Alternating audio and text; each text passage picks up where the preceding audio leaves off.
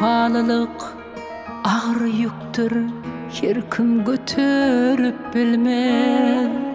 Onu diňe ýüregi mert adamlar götürüp biler. Meniň şeýle bir dostum bar, wepaly dagdan ýürekli. Her halymda farky ýok, ýeke oýanok meni. Yıkılsam ilk anlaran, meni menden gowy bilen dostum var.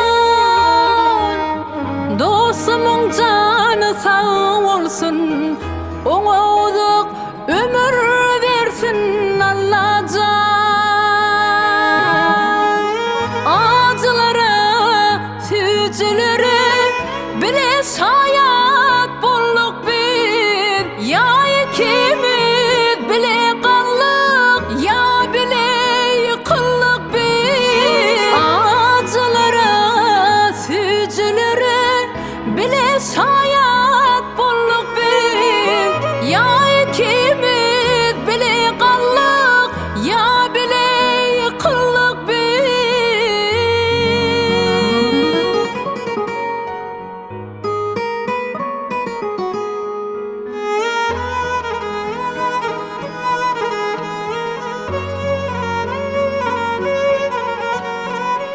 Men yükümü yük sayır, dertlerimi yeňleder ol. Maňa jan bermeli bolsa, pikirlenmen can berer ol. Ondan maslahat alman, ýeke ädim öň basmaryn.